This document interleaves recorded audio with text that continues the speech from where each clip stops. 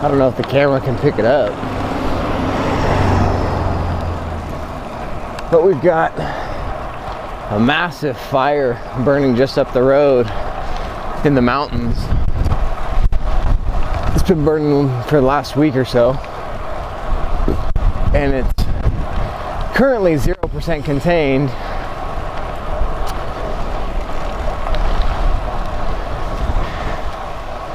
There's a good spot. You might be able to see it in these lights. You can see all the smoke in the air.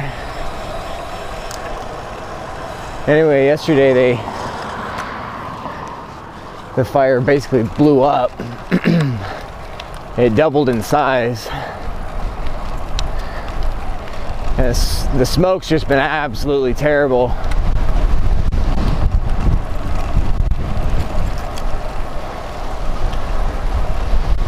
So much so that they're telling people not to go outside if they can avoid it.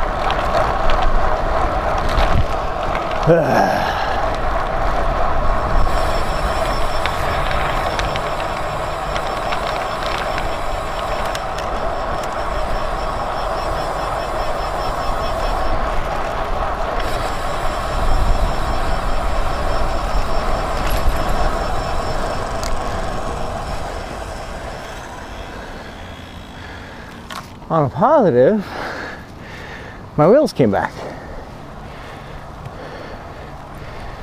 And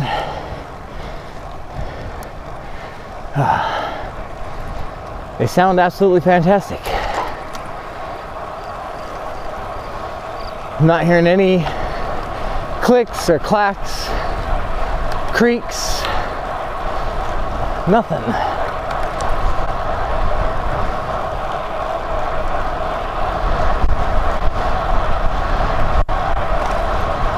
Oh man, my lungs are on fire.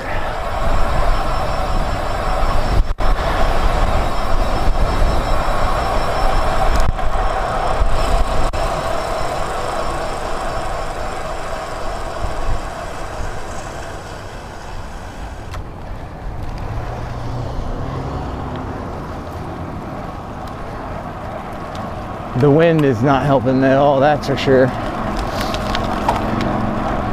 I can actually see the ash this morning. There's little flutters of it.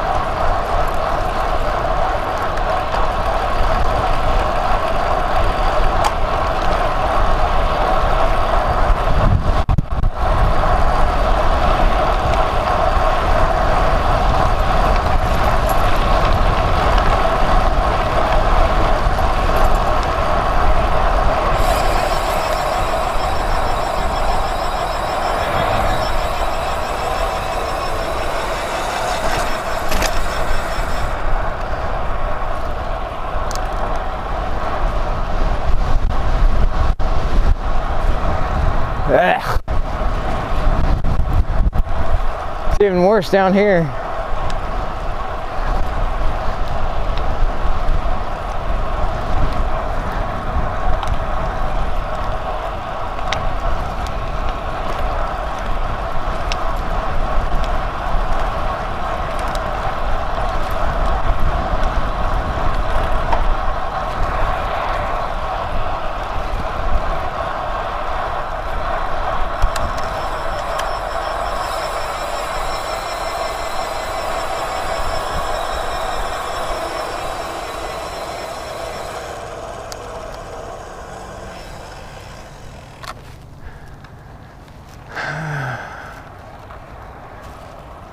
Now it's super quiet. It's like the wind completely disappeared.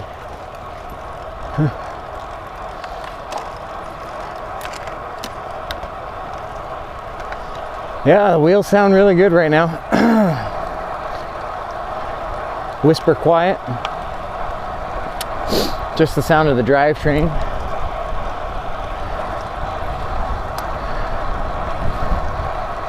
So I'm happy and pleased with DT Swiss's turnaround speed. Sent the wheels out.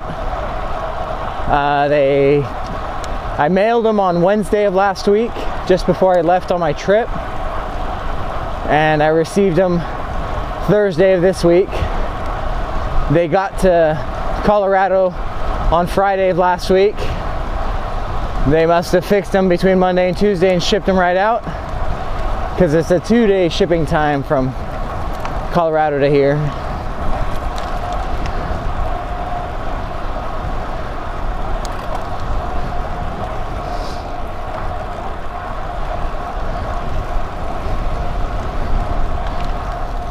No cost whatsoever to me. Just the cost of time.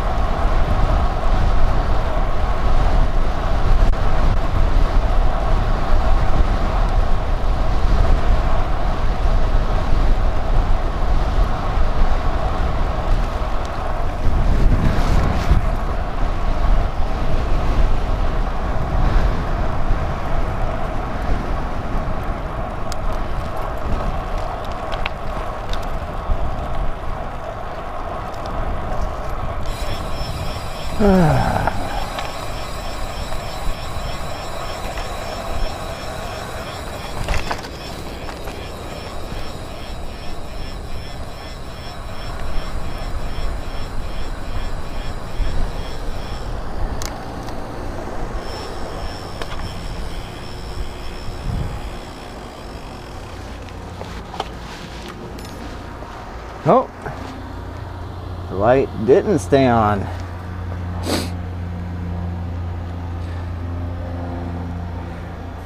Well, I've been having problems with my rear light, and I thought I had it fixed, but I didn't, and I hate that.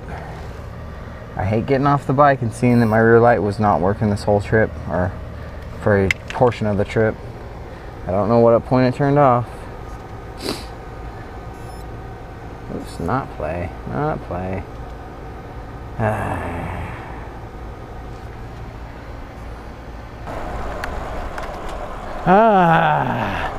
As you can see, the smoke is no better right now. Can't quite see the mountains very well, and the super bright red sun in the sky.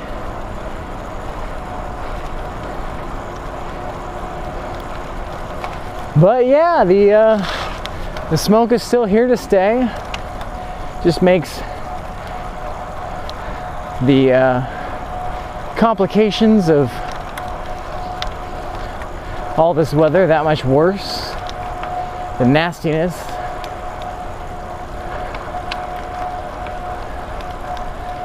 I was kind of wondering if that was my wife, but my wife's van doesn't have a plate on the front.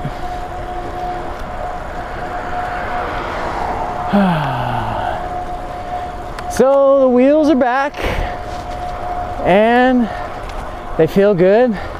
But now the tire, what the heck, man? If it's not one thing, it's another, right? So these wheels the tires are bigger on.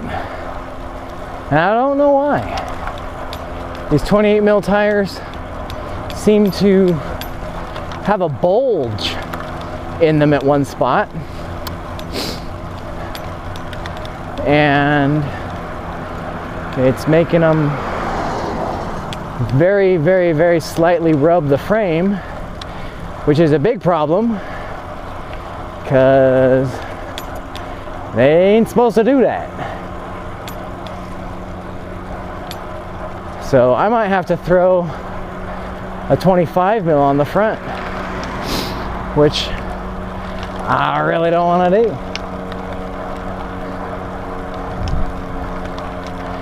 Now luckily I still have some 25 mils.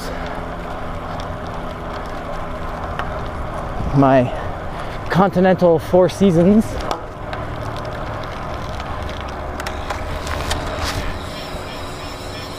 Oh, I've missed that sound though.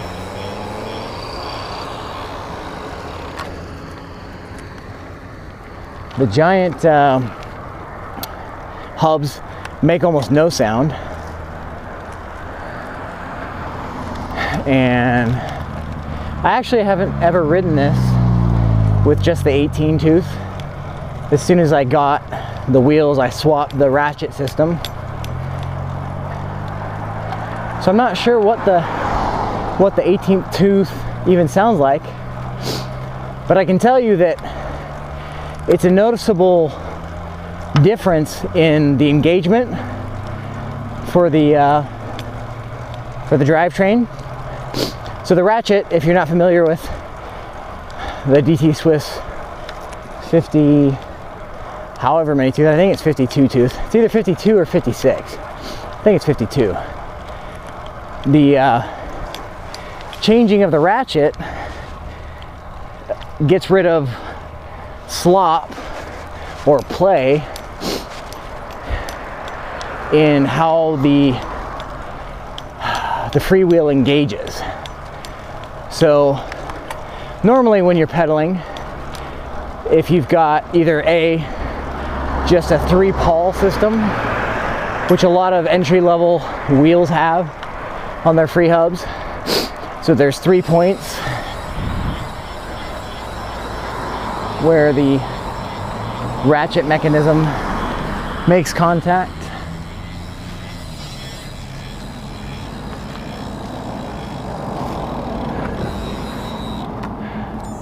That's the second white Kia.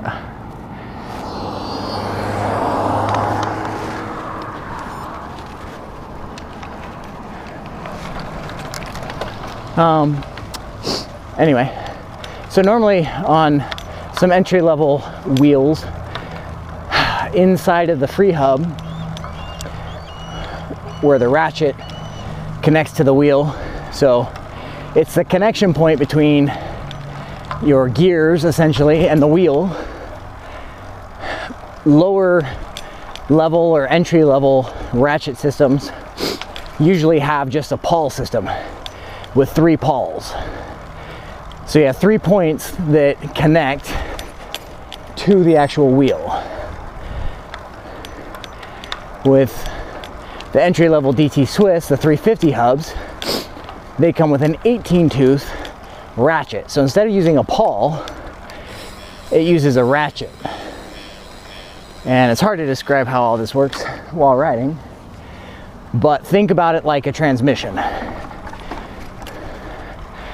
So the transmission has 18 teeth or 18 points of connection where it engages. So more engagement points, and there's no one weakness in the ratchet system, where in the pawls, each pawl has its own spring and each spring could fail, reducing performance of the pawl. With the ratchets, the failure point would be the spring that pushes the ratchets together, but that spring doesn't have to do a whole lot of work, so it's less likely to fail. Because instead of it being a spring action that's going this way, it's actually going this way. And as long as the teeth are touching, they're basically engaged. So there's not a lot of movement or play area where it can come apart. But because there's more space of non-engagement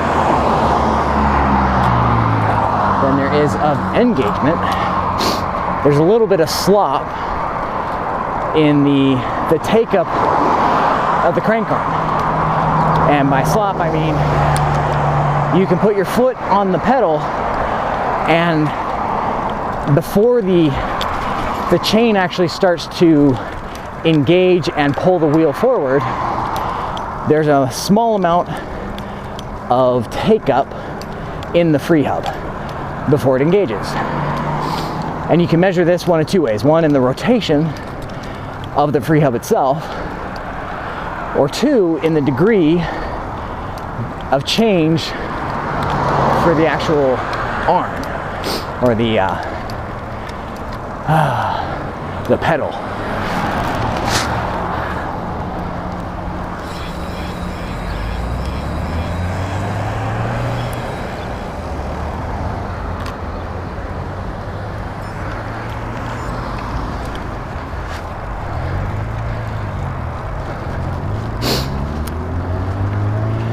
So on the 18 tooth, you might get like 6 degrees of movement before the actual engagement point. Then the next level up reduces it from 6 degrees to like 4 degrees. And then the 52 tooth improves it from 4 degrees to like 2 or 3 degrees. So almost no play.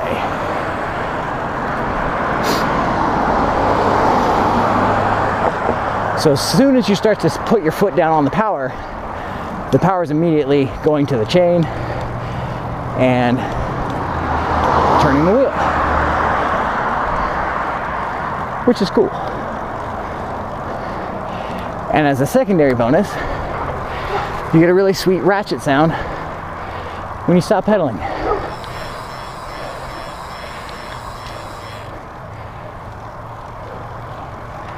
Man, the smoke is killing me. My lungs are on fire.